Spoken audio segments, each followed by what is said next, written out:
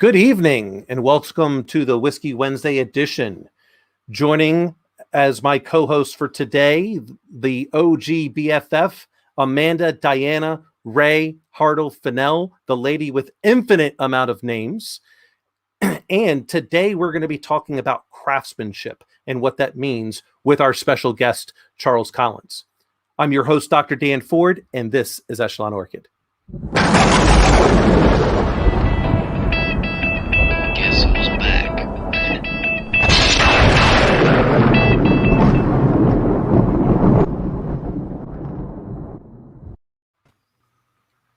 Good evening.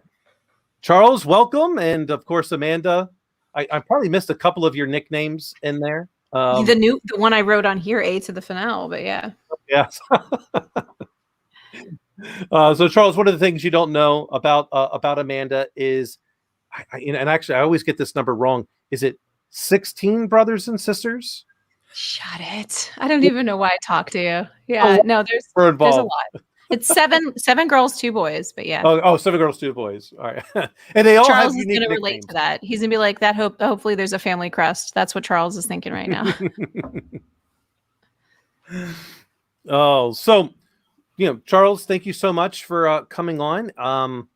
For those who don't know, like this aspect of craftsmanship, I'm sure you've been thinking about it for quite a while. Your Medium page has a lot of things that you've written, but I'm curious as to when did you start and how did you start this aspect of wanting to really get into craftsmanship and telling people about it? Like what got you to where you are right now with your story? Well, it was an afternoon in 1990. And I was in the kitchen where most eureka moments happen for every one of us.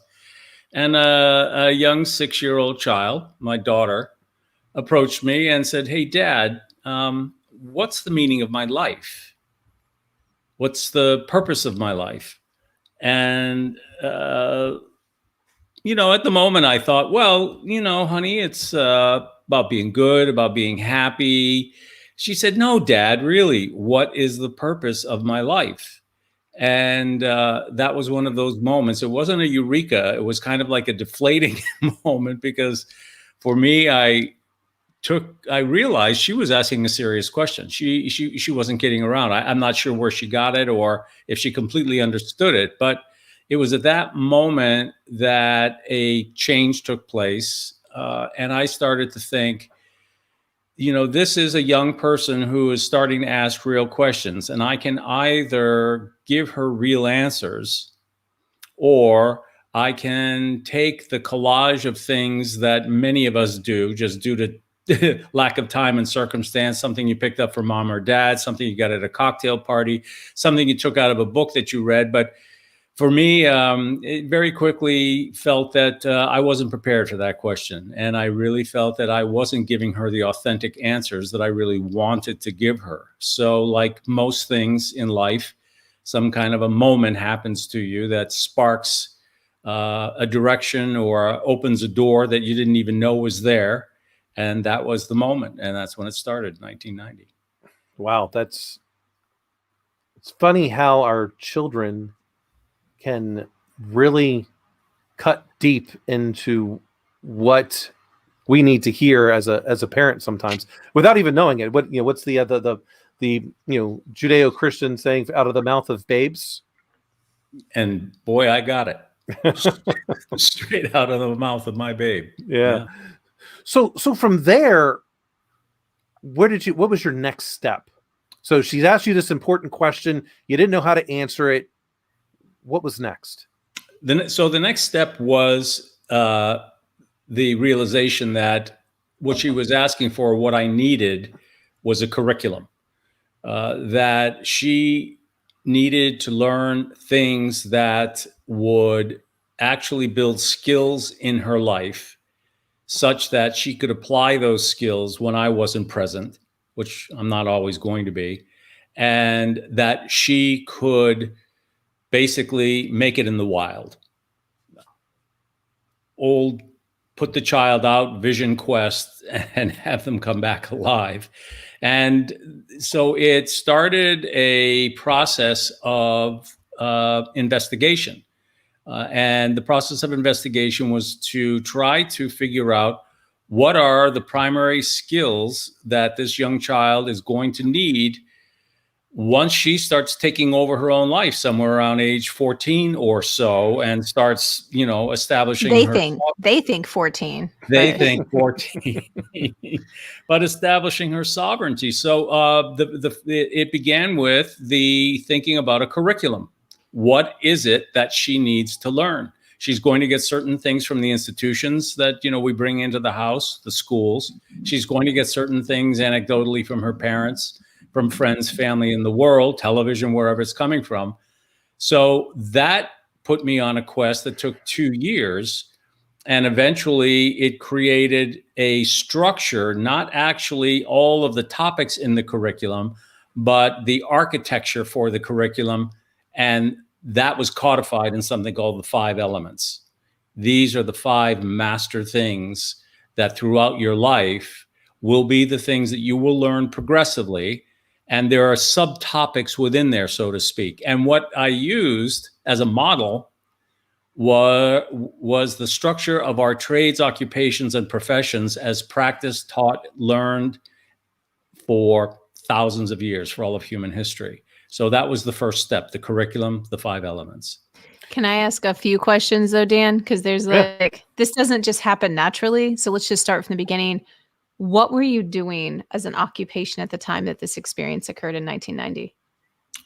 My profession is a enterprise performance management, which is looking at the processes, procedures, and measures that are used in an organization from top to bottom, and how they effectively align or do not align in order for that organization to achieve a specific end result. So that was my profession. And it took me all over the world. So I spent most of my time up in an airplane thinking about this, not at home. Yeah, I guess that's the first thing that you have to have a certain ability to master this particular topic whenever it comes up, and to approach it the way that you did, which is not normal. I think a lot of times people would kind of brush off something that's an uncomfortable subject, but this is one that you said, okay, well, I'm going to take it by the horns and I'm going to try to figure out how to project manage my way through this. And I think you released the actual original document about this was in 92. So it was basically 2 years later. You were able to publish something and put it out there and say, okay, she asked a question. 2 years later, I put it out. Well, 2 years later, so thanks, Amanda. So 2 years later, the result was a workshop manual based on the practice of workshops, master workshops around the world. Today, you'll see it in the guise of a company handbook, but that is a very ancient object that goes back for millennia. And that was the model for organizing this architecture, and it was created inside a binder that we had embossed with, a logo on it, and we put it in the house, and we said, from this point forward, questions have a place. We have a place to ask the questions. We have a place to look for the answers. We have a place to sit down together as a family and open it up and say, hey, family heritage, element 1. What is that? What does it mean? And what does it mean to us? So that was the culmination. This was for the family. It was always intended to be the family. And it didn't come to the outer world until 2012, when someone who was close to our family saw this and liked it and said, you need to put that out somehow. And it became a book on Amazon. And Dan, this is how you first came across Charles? Was this 3-ring binder embossed with a crest on it? No one's ever seen that. That actually it's a family heirloom. It sits inside. Maybe one day I'll take a picture of it, but it sits inside our home. Yeah. So Amanda, you had said, I think, and I'll paraphrase what you had said, that today, or it's not normal But is that just because, in your opinion, Amanda, and then Charles, your response, is that just because we've lost our way of, we'll say, craftsman, a family unit, and trying to evolve them? Was it the normal 100 years ago, 500 years ago, the days of the Romans? I'm going to say something before Charles says something, because Charles is going to have a really great answer and it's going to be so profound. And mine is just going to be, it's better since COVID. I mean, Yeah. I think people got a little better. I think that it took people. There's a Japanese term, shakabuku, which is like a swift spiritual kick in the ass, basically, which is what it is. Yeah. But essentially, I think that COVID was a bit of a shakabuku to people who didn't suffer and have an actual illness in their family per se, but it did make us stop. It did make us slow down. It did make us re-examine things such as craftsmanship. It could be anything from the sourdough bread craze to learning how to quilt. I mean, I think people slowed down. And they took the time to realize, oh, wow, if I had a little bit more time and wasn't always trying to work and do something and be this like hamster in the wheel, I would have something to contribute. That was my non-amazing answer. Charles, take it away. No, I think there was an amazing answer. I think you've just described what all of us go through, including myself, at the moment that, my daughter changed the direction of what I was thinking about. We're all very much creatures of our current heritage. When you get into this study, and we'll go deeper as we talk, and the first element in life as a craft is family heritage. It refers to not only the historical lineage and stories that have been passed down, but it has to do as much with the present day heritage in which you exist, the culture around you, the lingua franca that's being spoken, the commercial messaging that's being washed over us, what people are talking about at the water cooler. And in our day and age, everything is all about mastering anything in 10 minutes and mastering everything with the appearance of authenticity and with none of the substance. So that present day heritage, to Dan's question about have we lost this, certainly in the day and age in which we live, we're awash with the megaphone of the internet, coming with ideas and gurus and everything else around us. There was a time, yes, historically, archaeologically, if you will, sociologically, where people did have more time in which to be present in the family, and stories were told around the fireplace and at the gatherings. Now, did they treat life as a craft? I hadn't found that anywhere in those terms, in those neutral terms.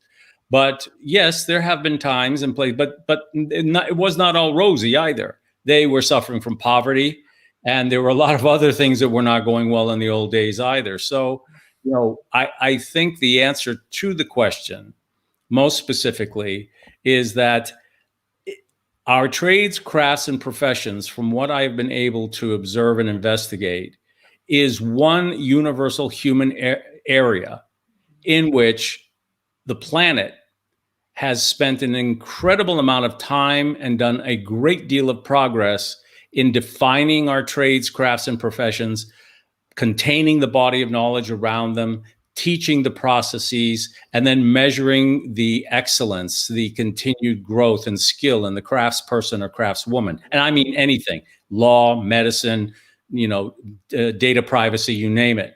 But when you step outside of that activity, the rest of life's encounters are not presented in a structured way, the way our trades, crafts, and professions are. And there is no reason for it not to be. What one needs, however, in order to be able to approach it, is the framework to be able to see the rest of the topics of life within that framework. And then everything becomes the craft of life. So, Charles, this, I'll tell you, a little personal journey for me. It wasn't, and it kind of dovetails as to what Amanda said. And I'm wondering if come across this maybe normal. I hate to use the word term of that, but during this aspect of COVID, I came to the realization that I no longer wanted to be the CEO of a Fortune 500 company. I had been progressing in my career in education and training and the jobs that I took that was going to eventually get me to that goal. And instead, I decided in a way, because I had time to think, I had time to go, the missus and I have 6 kids between the two of us. And what am I going to do? And you joke me, by the way, just so you know. And you joke me. What can I do to make sure that my family legacy is seen? And so we got together, and we decided that we're not just going to start one business. We're going to start eventually 6 businesses for each of the kids. Maybe they don't take it on, maybe they do. But I chose at that point to, I'm going to stop that evolution of what I thought was my, echelon to get to, and go, I'm going to go do something about community and family. And I found a different purpose. Whereas, I've got a doctorate in cybersecurity. I just finished an MBA from the University of Michigan. I'm the chief information officer for a very large financial institution. I run strategy, all these things. Like, my current CEO has been helping me to get to that CEO position. And I decided, no, I think I have a different purpose. I also think, before Charles mentions anything, because he mentioned archaeology, he opened the door for me. So it's like, I got to use it. I absolutely did. I was waiting for you. Like, so I'm in, like, I'm being reeled in. But I think that there's also the fundamental concept, and this is not to like downplay something so simplistic, but the reality of why human beings exist is to create something that's there when they're gone. Now you can, yeah, and you can fixate that on and say it's reproduction, but the reality is it's not just reproduction. It is the innate passion inside of a human being to say, I want to know that when I'm gone, there is something to remember me by. That, Charles, is the cue up for you. Go for it. Well, you've just entered into the second major category, the second major result that came out of the first project of the curriculum, the 5 elements, which is what to learn. In going in and looking at the trades, crafts, and professions of the world for thousands of years and reading every kind of book on every kind of trade, craft, and profession, what bubbled up out of all of them were a collection of universal, very easy to see and understand and relate to principles that form the foundation of the English word craftsmanship. Every trade, occupation, and profession has as its ultimate goal or objective the delivery of an end product, something that is tangible, whether it's a service, whether it's computer code, whether it's a clay pot for utilitarian purposes or decorative, it doesn't matter. That end deliverable is the thing that is the result of the thousands of hours of observation, practice, and the careful utilization of tools of the craft, whatever it may be, such that the work itself is put out onto the table by itself as an artifact, as an end result, and others are allowed to now experience that work. And when they do, and that work has been accomplished or executed with excellence, not only does it have a significant impact on the the self-esteem of the craftsman or craftswoman that did the creation, but if the impact on society, those who observe and come into contact with it, is positive, then in the traditions of the world, those individuals were allowed to carry the title of craftsman or craftswoman, or to your Japanese culture, takumi. Okay, Dan, I'm going in here. So here's what we got. All right. So Charles, do you have siblings? I do. Did you ever have a sibling walk by and they like for no reason, just like messed up your hair? All the time. Okay, so I'm about to do that to you virtually. So first question is, of all of the things that you looked at for a craftsman, all of the books that you read and everything, and this is Dan, by the way, I see why you tagged me in on this episode. So of all of the different things that you looked at, was there one that stood out to you that you were like, oh my God, this is amazing. I wish I was a craftsman in this particular arena? Not that I wished I was a craftsman in that particular arena, but to the first part of your question, yes, it stood out. Which one? The craftsman's name is George Nakashima. Mm-hmm. He is a woodworker in New Hope, Pennsylvania, and he is a creator of furnishings. And his furnishings are world-renowned for their extraordinary craftsmanship. And the reason I invoke him in particular was he created a book on his work called The Soul of a Tree. And in that book, he takes the reader into the three primary components of craft, no matter what craft or what material, whether it's mind material like thoughts or materials touched with the human hand. And he takes you into all three, and they are: one, the material of the craft. Whatever craft you're working in, a molecular level knowledge of that material is what differentiates the craftsman from just the artisan. The second key element are the processes and practices. If you perform the processes and practices with skill and incremental excellence, also known as Kaizen, that is the second major component of craftsmanship. And the third and final component are the tools of the craft. And each tool has a distinct specific purpose, and the tool must be used with perfect skill so that you don't apply too much pressure or not enough pressure in order to achieve the ultimate end result. So by taking Mr. Nakashima's framework, it brought it back to, if we are the craftspeople of our own individual lives, then there are three components. One, we are the material. To him, it was wood. To us, it is the human being. Second, there are processes and methods by which we craft ourselves, our lives, our inner human being and outer human being for the rest of our lives. And we're all doing it every single day. We're all trying to get a little bit better at everything we do and improve our processes and skills. And the third component is we're constantly using tools of one sort or another and applying them to ourselves to achieve an intended result. So if we look at the masters and how they teach the approach on just their craft with one material, we can look at every craftsman and craftswoman for every trade on the planet and bring those same fundamental principles back into making a masterpiece of our own lives. Oh my God. I have three more, but Dan, I'm going to give you a chance. Go for it. Well, I go back to that brief story about why I decided to essentially do something for my family.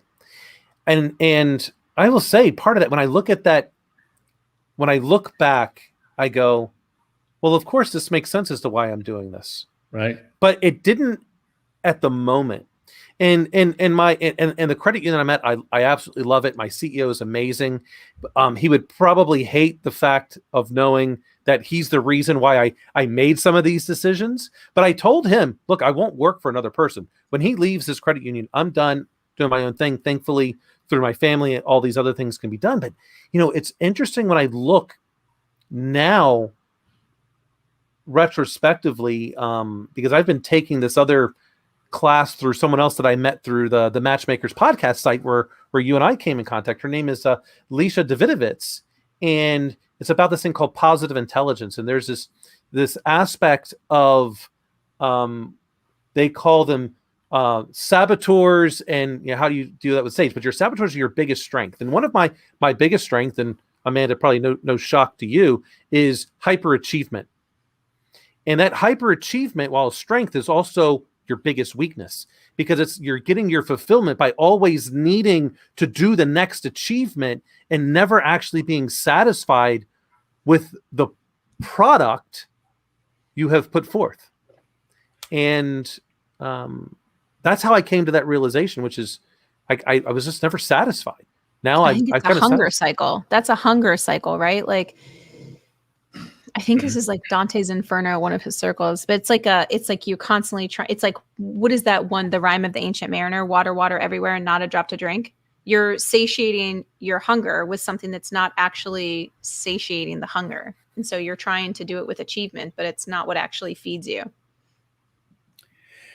So in the way of craftsmanship, in its universal application, one of the principal teachings of the masters is the concept of balance and perfection.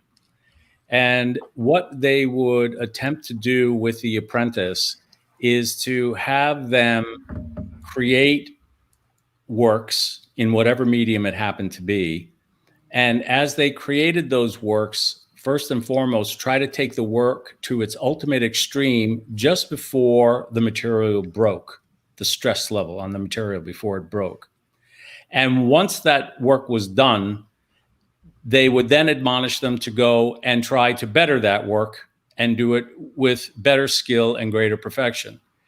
At the moment that the young apprentice would show signs of stress because they had pushed themselves as a material too far, overachieving, they then taught them, you have now gone to the other end of the scale. You've gone beyond balance. Now start bringing yourself back into alignment. And this is the key teaching that would go to the example you've just given us, Dan, which is if you're constantly trying to push it to the extreme, you've gone to the other side of the scale. In the craftsman's way, bring it back into alignment and achieve balance such that you are satisfied and you've delivered a quality work without stressing yourself to the extreme. Because at the end of the day, craftsmanship is about balance. So this becomes a way of thinking. And what the universal principles that come out in the writing and the work that I've done is that craftsmanship is a way of thinking, it is a way of doing, and it is a way of living. I resonate very much so with that. And then, while this is not a Japanese aspect, but it's a Taoist aspect of the inside the I Ching called dynamic balance, the balance of opposites. The moment that you go to any one of those elements and put too much into that, everything can fall apart. You've got to keep all of the 8 sides all going in this in perfect harmony, or it falls apart. Now, the thing is that what we're talking about here is not a strange or exotic idea that every one of us at some point in our lives hasn't felt. Everyone listening to this podcast has probably in some place in their life studied something, practiced it, learned it, tried to improve upon it, and more than likely has gone to an extreme and broken it. Isn't that like every major story in history, any classic from Lord of the Rings to Star Wars? It's when you go too far. It's the balance that allows you to be liberated, but it is the going too far that you lose yourself. And that's what the master's role is. And that's what mentoring as a function becomes. I got a couple questions there, Charles. So first of all, you've opened the door for Star Wars for me. But so the first thing is, how do you define... I'm sorry, Amanda. Is to either of you, is it important to break,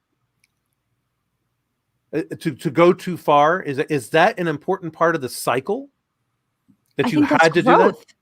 You have to break it to know how to move forward. But I don't know, Charles, I feel like I think you have to fail sometimes. I think you have to go too far in order to learn your limits. So the word failure is an interesting one, because failure in a craftsman's lexicon refers to the moment in which the material reaches a point of unsustainability and disintegrates. That's failure.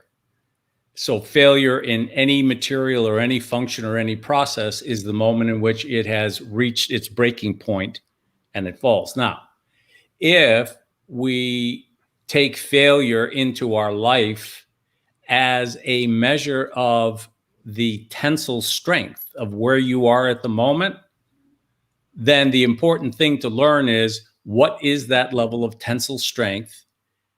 Go to the edge, come back before it breaks, and then improve your skill, improve the material capability if you want to take it to the next measure, right? So an athlete will train until the point of muscle failure and stop before they hurt themselves, knowing that at this moment the material is capable of achieving this, and they become craftspeople because what they're constantly testing is the tensile strength of the material. If you're not aware of this, and this is the way of craftsmanship in the way of thinking, if you're not aware that your job is to test the level of tensile strength and then stop and come back and build it up stronger, then you will actually get stronger. If you take it to the point of breaking, you'll end up in the hospital. It depends. So, hashtag, it depends. So the Ford versus Ferrari movie, I don't know if either of you have seen this movie. Many times. And So, he crashed. Yeah, but there was a moment. So I didn't want to watch it. As Dan knows, I hate watching movies about areas that I'm like not an expert in, but I know a lot, and cars is one of them. So I didn't want to watch this movie, specifically anything with Shelby. Like, I know a lot, and I didn't want to watch the movie. So I was in the kitchen, I'm like chopping up and, whatever. And there was something on and Sharif is watching it. And so it was like right in front of my line of vision. I couldn't miss it. But there was a moment in a race whenever, and I hadn't seen the movie thus far. And so I didn't know the context, which is always important. But there's a moment whenever he's RPMing like very high and the race is just, it's going too fast. And at one point I said out loud, and I said, he's going to blow the engine. You can't keep going that fast for that long without blowing an engine. It's just not the way engines are created. There has to be a release at some point. Unless you built the engine. Unless you built the engine, which is what the next 10 to 20 seconds show in the movie. He created and architected that engine with him. And so as a consequence, he knew how far he could go. So like you just said it. He knew how far he could go. Yeah. And remember this, Enzo That's Ferrari craft. will go That's- down as the best car manufacturer of all time. It's the best. Well, as you know, I mean, it's a beautiful tradition. So in the Italian tradition, and particularly, let's say in the case of Lamborghini, the craftsmen and craftswomen in that company will build a single engine in its entirety by themselves. Yeah. Mm-hmm, mm-hmm. It's not an assembly That's line. ownership. That's ownership. And they are expert at every element and component of the end result product. They know how to build every piece of it. They know how it all fits together. And to your point, they know where the breaking point is. Mm-hmm. So today's heritage is constantly taking people to the edge of extreme, in which the probability of breakage is very high. But men and women are not trained to think, what is going to be the consequence of that breakage? Is it a fatal breakage or is it a failure point, which then gives me my limit and I can come back now and strengthen it? So, I interrupted you in terms of getting to that. Yeah, that you point. did. Yeah, you did. I know exactly where I was. I'd say I'm sorry, but I'm not really sorry. You're not. No, I'm going right back to Star Wars. There's no question. Yeah, please, of course, I'm going back to Star Wars. But so anytime somebody mentions apprentice or master, etc., like this immediately makes me think of a Sith Lord relationship. But I would love to know. I'm sure that has nothing to do with our relationship over the time. You know, I'm Palpatine on the Myers-Briggs, right? Like I'm super. Yeah, well, we both were. So I guess what I'd love for Charles to elucidate on is something that I'm not super familiar with. I'm just familiar with the binary of apprenticeship, mastery, mentorship. Like I feel like I only know a binary, but I think you have phases that were identified there, and I'd love to know more about that one because, hashtag Star Wars. Hashtag Star Wars. So in craft traditions, in a great many craft traditions, not all use these these words for their stages of development, but so many of them do, they're almost universally applicable to any trade, craft, or profession. Stage 1 is apprenticeship, and the root English word means to learn, to apprehend. And this particular phase, apprenticeship, is designed for the novice, right? The acolyte, the new entry into the trade or the craft. And this is where they will learn the knowledge that separates and distinguishes that craft from every other. Stage 2 is when they have demonstrated proficiency in their knowledge of the material of the craft, in the fundamental processes associated with working that material, whether it be the law, the human body, whatever it might be, and the skillful application of the tools. They are then passed and allowed to lead their apprenticeship and go out into the world to earn their living by their trade. This second phase is called journey work. And a journeyman or a journeywoman would go into the world, and depending upon the culture in the world, you are probably going to wear a very particular uniform. It's a costume, and it tells the trade that you are now a journeyman or journeywoman in. And what you'll do for that period of journey work is you'll make your way in the world and make your name by practicing your trade and your craft. You'll earn your living. You'll go from workshop to workshop with masters and learn new skills and improve your skills. And a lot of young people today are going into companies and jobs for 2 or 3 years and then moving on to other ones. They don't know that they're actually practicing a very traditional way of craftsmanship, the journey work years. The third phase from journey work is once you've achieved the level of skill, at the end of your journey work years, you will knock on the door to a guild or a society or an association and seek to become a master in the guild. And what you would have to do is present a work called a masterpiece to the guild, and the guild will judge it for standards of excellence. Does it meet the quality standards set for that trade? Was it done with excellence, the processes and so forth and so on? If they are accepted, they now pass into the guild and they earn the title of master. And now as a master, they are given the right and the opportunity to open their own workshop.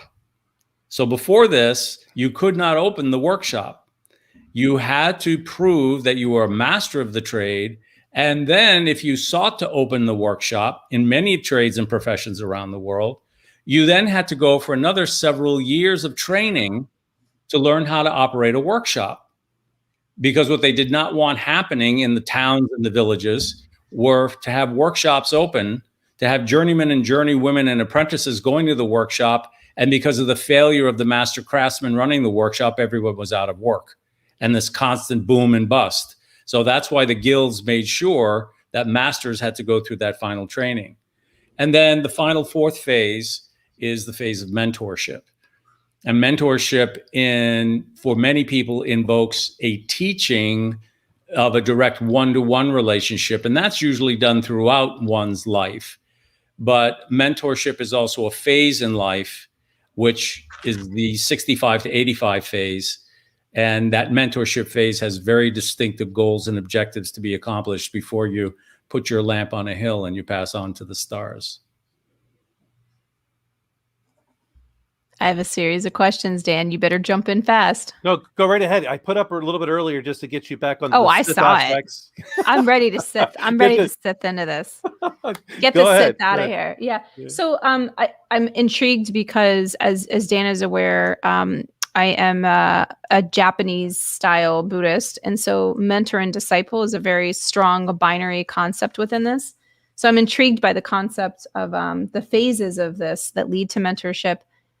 But more so, how do you define mentorship?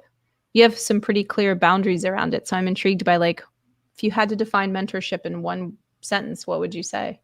Well, mentorship as a phase in life as a craft, which we haven't really talked about the 4 phases in that regard, but I've just given you the framework for it.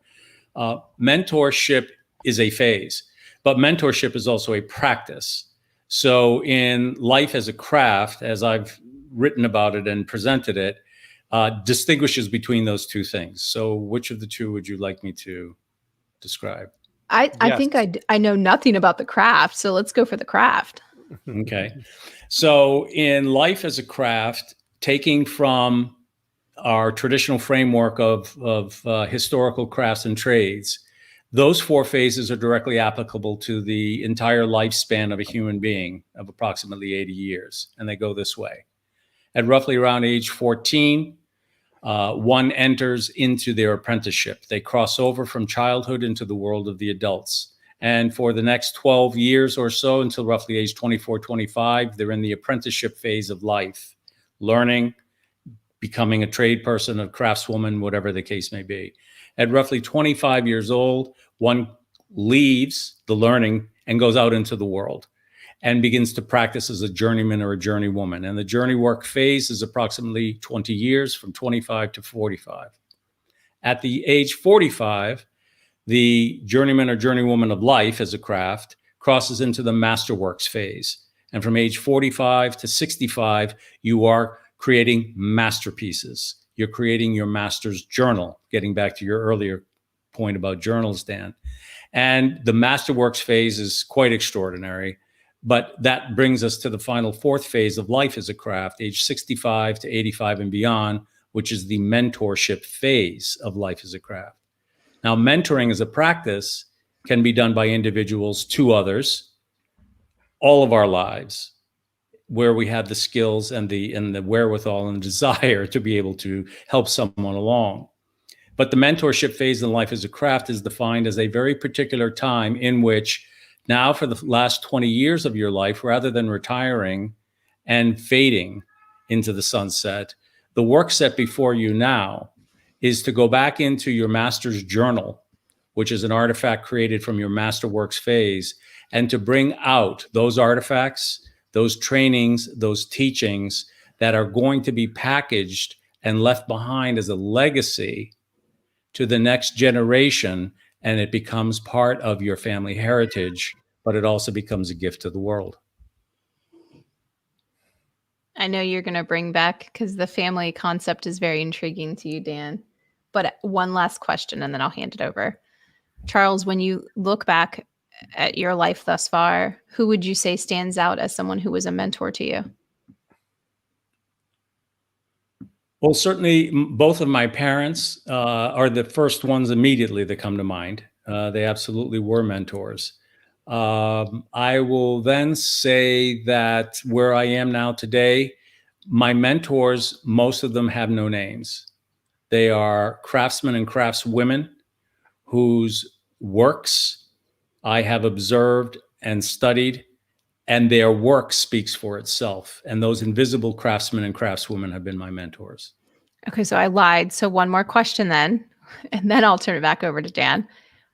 But from my experience with craftsmen and women, and what's left behind once they've created something, there's a piece of them in the work that they created. You just said it. What is your piece that's been created and left in your masterpiece of your life? It's called the Life Masterpiece Journal. It is the final artifact into which my master's journal and teachings are being deposited and left as the artifact, the legacy. Overall, I think that's absolutely, I don't know, I can't think of a better word than beautiful. But it is. I mean, that's that legacy that you're leaving, the amount of people that will be able to benefit from that is infinite. It's which I don't really like saying the word infinite because it's not measurable. You can't measure infinity. This is an ongoing argument between my 10-year-old and my 7-year-old, by the way. It's not a number. It is a number. It's not. Yeah. But it's really interesting as to how you've come up with these phases, because I go back to me at 45 is when I decided, well, when I officially decided I wanted to get into this aspect of a distillery. But for the prior 20 years, I had been making beer as a home brewer, and then just said, oh, I know how to take grain and turn it into alcohol. All I need to do now is get rid of all the gluten and the carbs and turn it into a distilled spirit. But that aspect, like, I thought I was going down this path of technology executive to executive, blah, blah, blah. But in reality, all those things were just funding what I want to actually be my craft to leave behind, which is this aspect of, distillery and things of that nature, which is, it took me till 45 to kind of go, oh, wait a minute, I want to go do this. You see that what you've just described, every single one of us. So obviously I'm not unique. I am unique as a single work, but as you are unique, as Amanda is unique. All of us have gone through this and felt it. None of us has actually been, I shouldn't say that, but most of us have not actually been trained in the idea that if life is a craft in its entirety and can be learned as a craft the same way we learn one aspect of it called the trade, occupation, or profession, then what we would be compelled to do is to leave behind a work which speaks for itself. We would be compelled to leave a legacy, because at the end of the day, what makes craftsmanship as a way of thinking and doing so absolutely unique is that the finished work product speaks for itself, and the craftsman and the craftswoman stand invisible behind it, but with a piece of themselves, as Amanda said, hidden within. And that's where you look for that craftsman or that craftswoman. I went, an example of this, on one of my many, many business trips. I was in a place in Paris called the Petit Palais, which is a small little museum. And I remember the day that I walked in, and what they had exhibited right in the doorway as you walked in on the floor was a mosaic from the island of Crete, the Minoan civilization. And this mosaic was stunning. And as I drew closer to it and looked at it, and it's on the floor, I could see the blush in the cheeks of the women in the mosaic that some craftsman and craftswoman thousands of years ago, with painstaking care, had laid those individual bits and pieces in. And I went beyond just looking at that work, and my mind went to the people. Who were these individuals? Where did they live? What were they like? Because of that work. They were invisible, but their legacy stood before me on that floor, and they were as present today as they were thousands of years ago. So the idea behind this for people considering this conversation today is that if you were to embrace the way of craftsmanship as a way of thinking and doing and living, then you would be applying learned skill incrementally, improving excellence, and over time shaping a masterpiece of your life that its end product is to leave something behind for the next generation to build upon so that they may stand on the shoulders of giants. So there's a sculpture, I think it's in Tokyo, and it's called Mentor Disciple. And it is a picture of two figures that's like one figure, like this, and the other figure like this. And they're kind of like wrapped towards each other. And the theory would be that, there's a disciple and a mentor. But the reality is that the artist said, no, that's the disciple, because the mentor has propelled them past them. And that's really the point that you're trying to accomplish, is that you want the person to surpass you. And like you said, built on the shoulders of giants. But I always found that a really cool idea for a sculpture.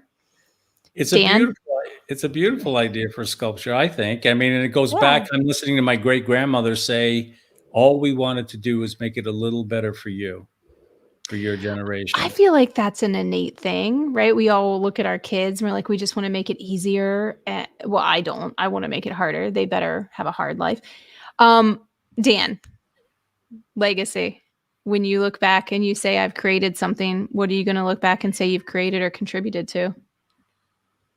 Today, I can say that what I've created is a lot of I will say people's ability to be better than what they were before. The amount of people that I know that I've mentored in some capacity to how they got to their career. I look at it as almost like a football coach's legacy. Why everyone says Bill Belichick is so great, I go, he's a great coach. He doesn't have a good legacy. Like, no one under him as a disciple has been able to be successful.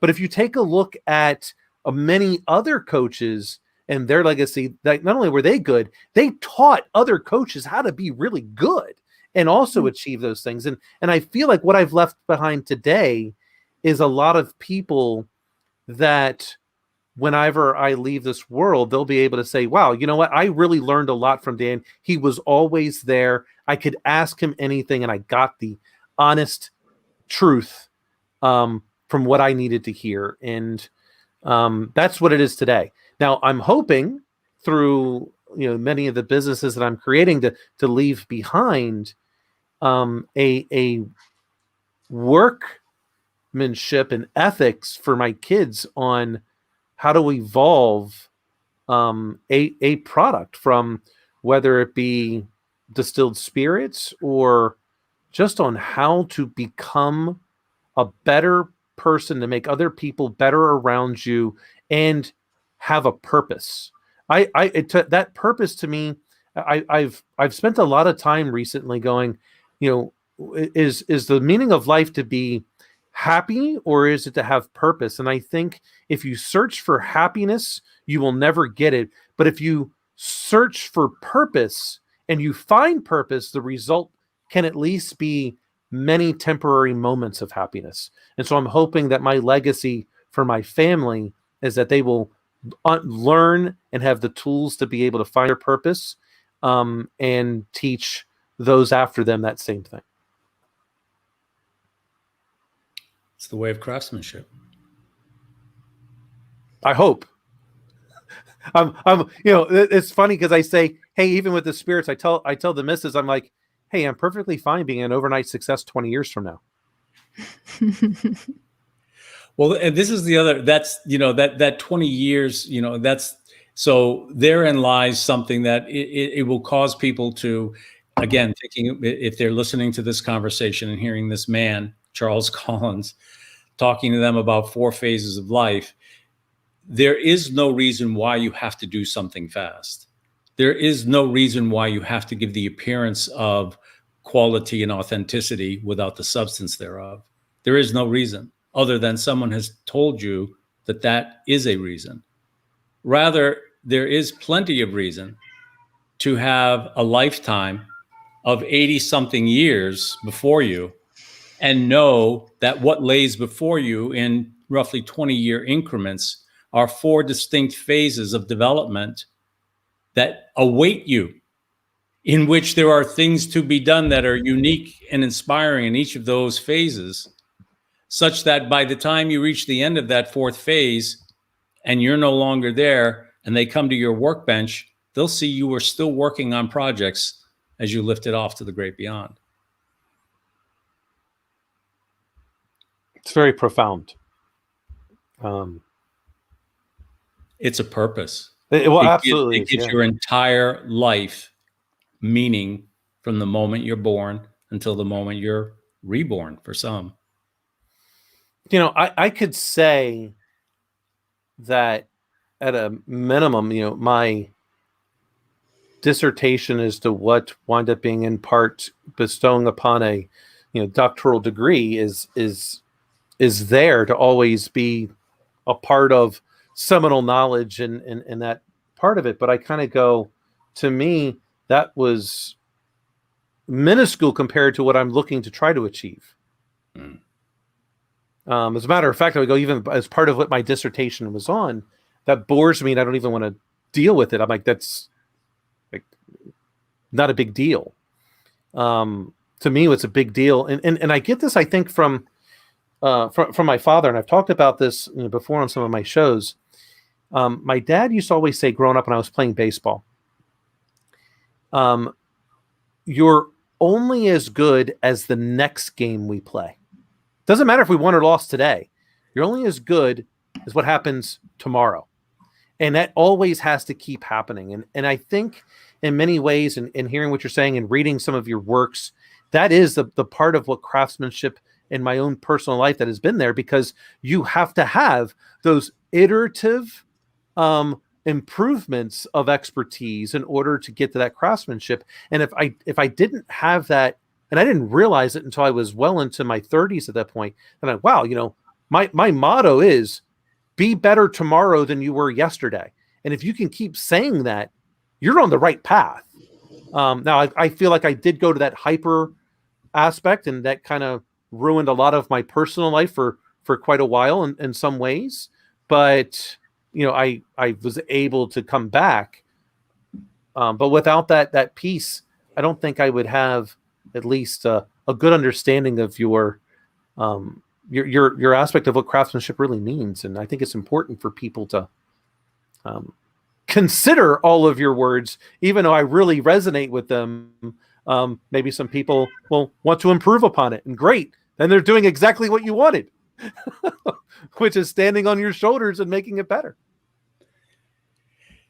Yeah, I mean, there's so many, things that could be said, but I'm hoping people, one thing that they'll hear is that the word craftsmanship, which oftentimes invokes something that's fashioned by the intelligent hand, that they can begin to realize that the word craftsmanship, and that comes from craftshumanship and craftswomanship, it's non-gender, is referring to excellence of execution in all things.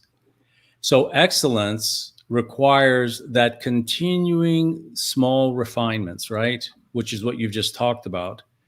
And in the craft traditions around the world, and we've talked about different ones, but in one of the ones that we've talked about today in the Japanese tradition, one of the key things that they'll talk about or have phrases and sayings about is that when the craftsman or craftswoman would leave their home in the morning and go off to their work for the day, they had one idea in mind, which was to come home at the end of the day with a single reflection that they had done something today just a little bit better than they had done before.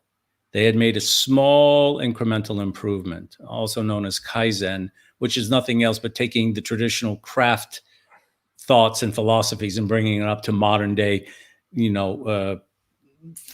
factory, types, large workshops type of thing. But, in places like Greece, for example, where craftsman, the word is techne, they have a very unique take on this, which is once someone actually showed that they had skill, technical skill, which is one of the things that a lot of people associate with craftsmanship, right? The finished product, the work skill, they would then be put to a test. And the test was who and what is being served by the end work that you've just created. And Plato's dialogues, which I've read, the elements describing craftsmanship, get into this. And they refer to everything: generalship, being a horseman, being a baker, a physician. And they ask the question, can you give us an account of who the work is serving? What will be the end result of those outside yourself for the work you are delivering? And therefore, they taught them to write and reflect what that work was intended to achieve at the end. And if they could not make a written narrative of that, they would not be allowed to carry the title of techne until they could. And this is what separated in their culture the craftsman or the craftswoman from just a skilled artisan. So there is this element, this social contribution element, and you'll find it in all the craftsmen's traditions, that today is not necessarily emphasized. What is emphasized is be a rock star, be the CEO before you're 20, be a global entrepreneur, be all these other things, without thinking about what the social impact of your work is going to be. And that, I think, is something that we would be well served to return to as people. We may not get the society to go along with us and do it, but we can do it for ourselves.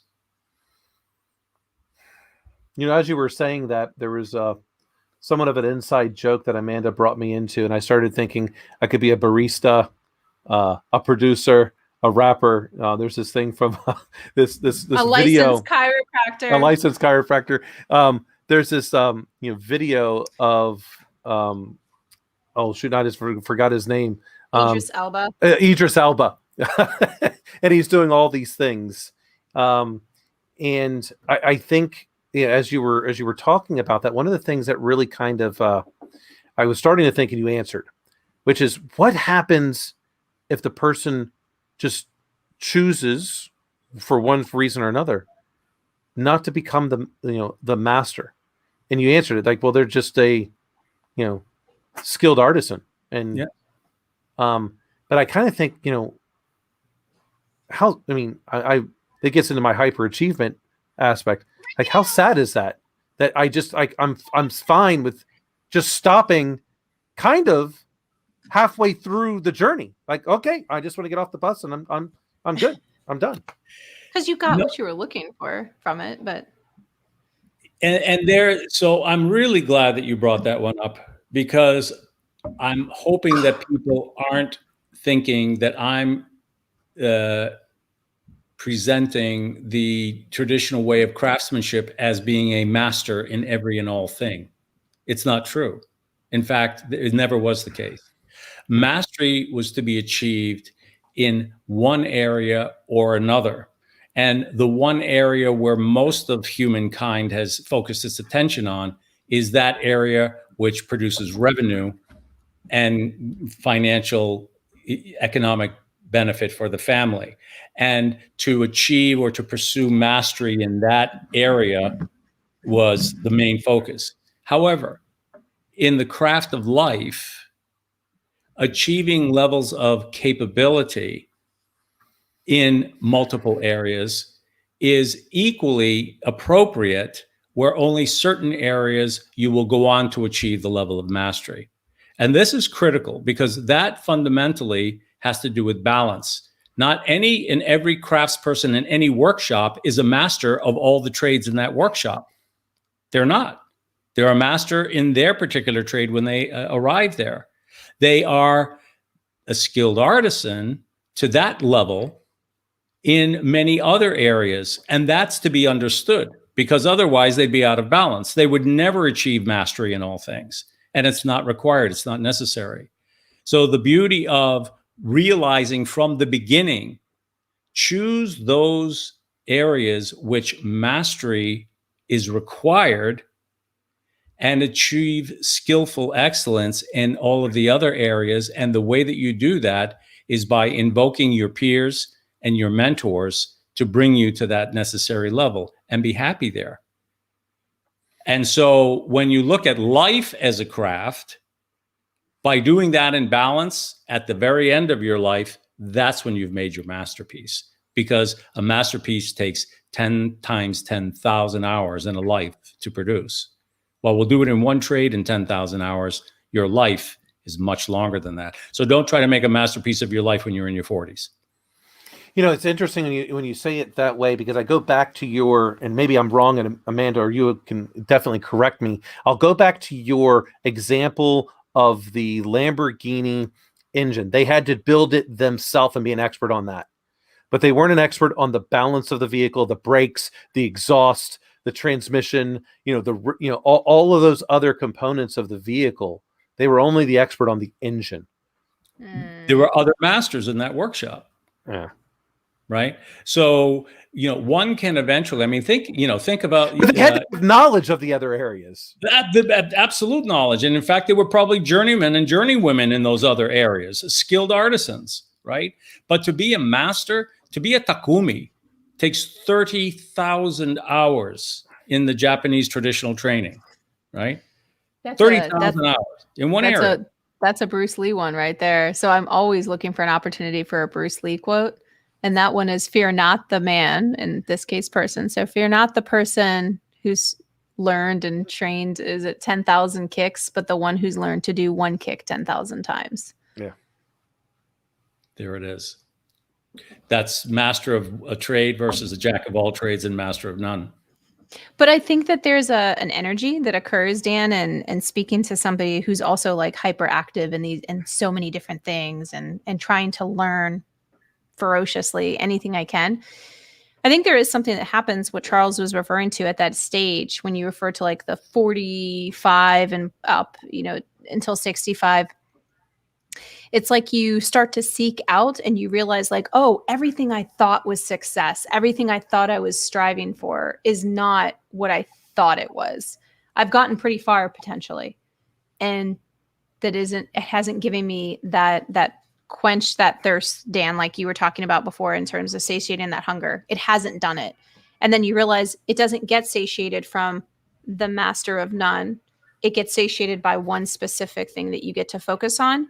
And what I always associated with the term craftsman was actually about dedication and passion to something being amazing. One thing at a time. And all of your focus was on that. I think that is something that we've moved away from as a society. And we are moving back towards at times of COVID, and I hope we retain it. Focusing on one thing at a time and doing it with care and diligence. In a traditional master's workshop, they would send the journeymen through the workshop and look at the apprentices. And there's a cute story called Chickpea, in which the young apprentice is at their workbench, and the master would keep coming along and whacking them on the back of the head with a wooden spoon. And Chickpea would keep turning around wondering, why the hell is he doing that? And he'd say, your workbench is a mess.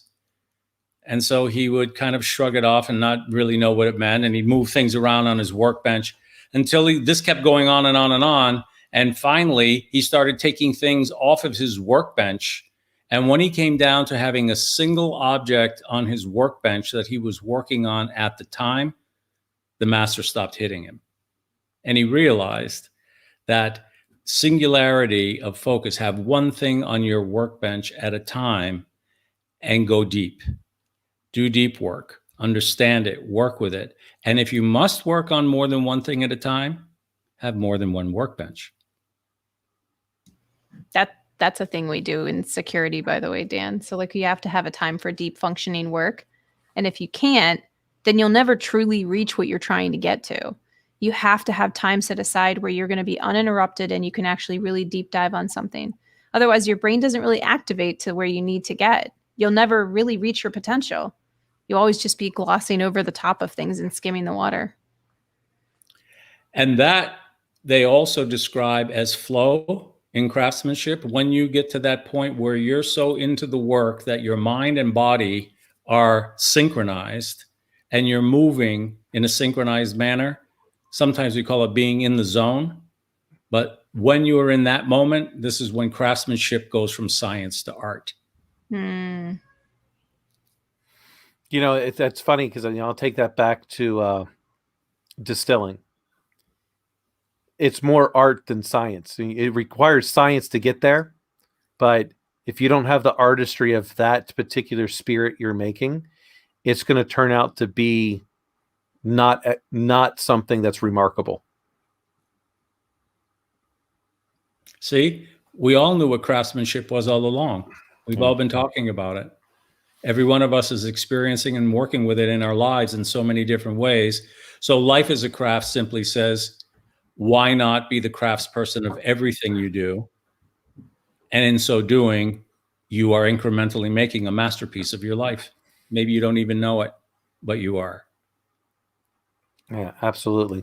So, Charles, one of the things that I like to do for the guests that come on my show, which I think kind of will resonate with you, which is myself and, Amanda at this point and my audience, to hold you accountable to whatever your next goal is. So what is your next goal that we can help you be accountable for? The next goal is to leave behind the Life Masterpiece Journal in as complete a form as it possibly can be before I set a lamp on the hill and light the way and lift off to the great beyond. And once that happens, you can hold me accountable, but I think you'll have a hard time finding me. Fair enough. I hope it's many years. Charles. I really appreciate you coming on. This has been excellent. If there's anything I can do for you in the future, please don't hesitate. And I hope you will come back on another time and even expand upon some of the other things, because I'm sure, at least from my side, I'll have another hundreds of questions and things to try to help you, for you to help me dissect. And I'm sure Amanda's got some things as well. Just like 30. It's fine. Yeah.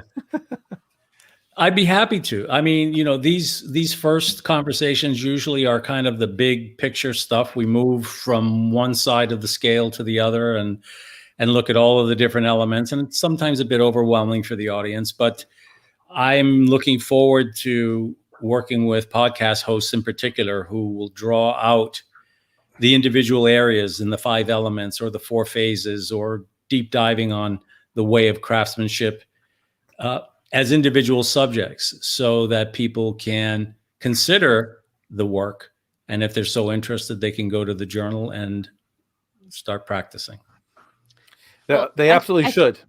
I think there's something out there, as Charles has probably picked up now. I love thinking and quotes and so on and things that resonate, but there's one that says it's hard to be a lamp or a light for one person. You end up lighting everything around you. So I appreciate what you're doing, because I think it lights the way for a lot of people, and not just the one person who might be on the show, the 2 of us, or someone listening, but I think it does kind of light the way for a lot of people. So thank you very much. You're most welcome. And thank you both for helping to, just bring this idea to folks who might find it of use or interest, and let the work speak for itself.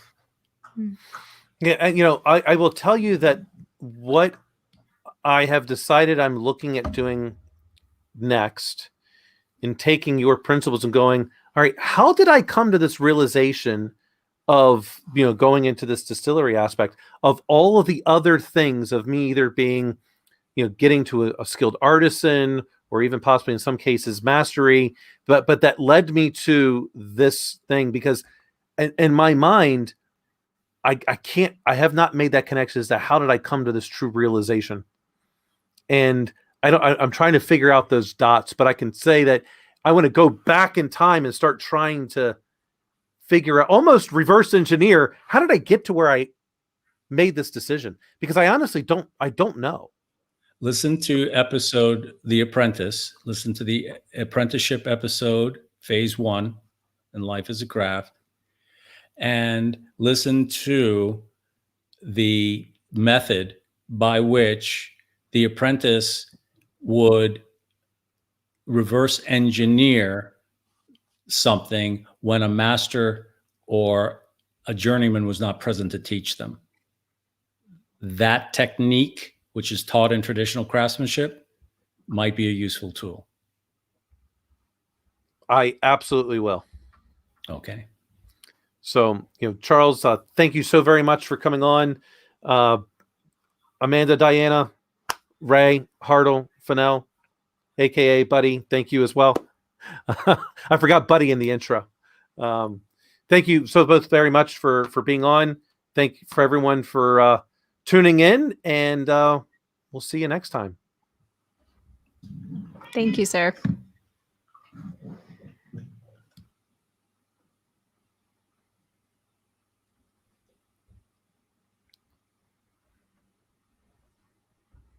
For whatever reason, it's not ending the